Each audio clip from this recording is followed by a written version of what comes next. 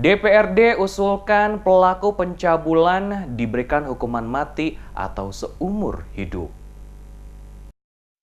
DPRD Maluku mengusulkan agar para pelaku pemerkosaan anak di bawah umur diberikan hukuman mati atau hukuman seumur hidup sehingga menimbulkan efek jera. Penegasan ini disampaikan langsung anggota Komisi A DPRD Maluku Herman Hatu menyikapi maraknya kasus pencabulan oleh orang tua kepada anak di bawah umur. Menurut Herman Hatu, kasus pencabulan anak di bawah umur dikategorikan kasus kejahatan luar biasa karena anak yang menjadi korban pencabulan akan mengalami rasa traumatik seumur hidup. Karena itu penegak hukum baik kepolisian, jaksa, dan hakim harus menjadikan hukum sebagai instrumen utama dalam pencegahan dan pengaktifan efek jera bagi para pelaku. Para pelaku menurutnya harus dapat dijatuhkan hukuman yang seberat-beratnya oleh aparat penegak hukum. Karena itu selaku anggota DPRD Maluku, ia mengusulkan agar pelaku diberi hukuman mati atau minimal hukuman penjara seumur hidup. Dengan dijatuhkannya hukuman mati atau penjara seumur hidup, maka akan memberikan signal bagi para pelaku lain untuk mempertimbangkan sebelum melakukan perbuatan yang sama bagi anak-anak di bawah umur.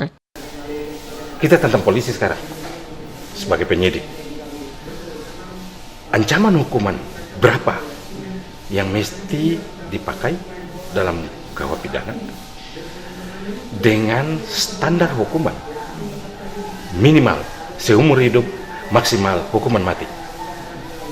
Yang kedua, apa background jaksa untuk melihat bahwa tuntutan seumur hidup adalah merupakan satu instrumen efek jerah agar calon-calon pelaku tidak berani untuk melakukan.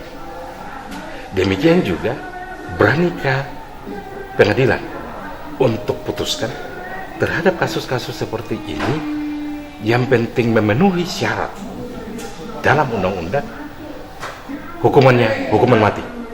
Jika para penegak hukum tidak mampu memberikan hukuman yang setimpal bagi pelaku pencabulan, maka dikhawatirkan akan muncul makin banyak kasus-kasus pencabulan atas anak di bawah umur oleh orang tua yang tidak bertanggung jawab. Seperti diketahui sepanjang tahun 2017 di Maluku, khususnya di kota Ambon, terjadi banyak kasus pencabulan anak di bawah umur, di mana pelakunya kebanyakan adalah keluarga dekat korban atau orang tua korban sendiri. Selain itu, hukuman yang dijatuhkan oleh aparat penegak hukum bagi pelaku pencabulan masih jauh dari harapan masyarakat karena dinilai tidak sebanding dengan perbuatan para pelaku.